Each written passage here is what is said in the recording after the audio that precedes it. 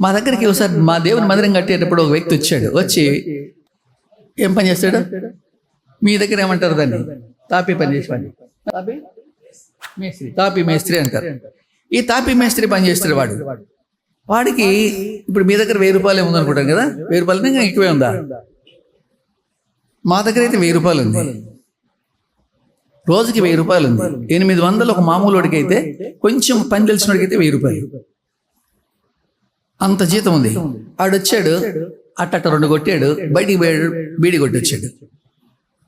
మళ్ళీ ఇట్ట కొట్టాడు, సెల్ ఫోన్ ఎత్తుకుని పోయి 10 నిమిషాలు మాట్లాడి వచ్చాడు. మళ్ళీ ఇట్లా రుద్దాడు, మళ్ళీ అటు బయటికి పోయి నేను ఇది పాస్ పోయించినాను సార్ అన్నాడు.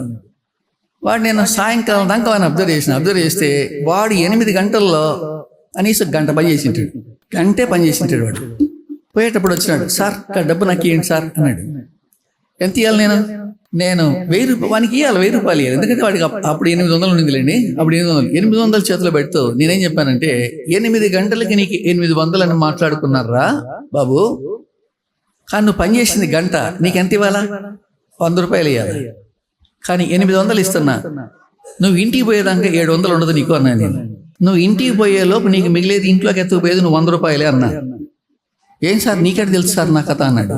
ఎందుకంటే నువ్వు పని చేసింది గంటే కాబట్టి దేవుడు నీకు మిగిలించేది గంట డబ్బే అని చెప్పిన. నువ్వు పని చేసింది గంటే కాబట్టి దేవుడు నీకు మిగిలించేది గంట డబ్బే. మిగతా 7 గంటలు నువ్వు పని చేయకుండా వృధాగా డబ్బు తీసుకుపోతున్నావు కాబట్టి నీతో ఉంచడు దేవుడు దాన్ని అని చెప్పాను. ఈనాడు మనలో చాలా మంది అట్లాంటి వాళ్ళు ఉన్నారు. ఉద్యోగాలు చేస్తారు, సరే కరెక్ట్ టైంకి పోరు, కరెక్ట్ చదువు చెప్పరు, మన జీతాలు మిగలవు. ఎందుకు మిగలవు?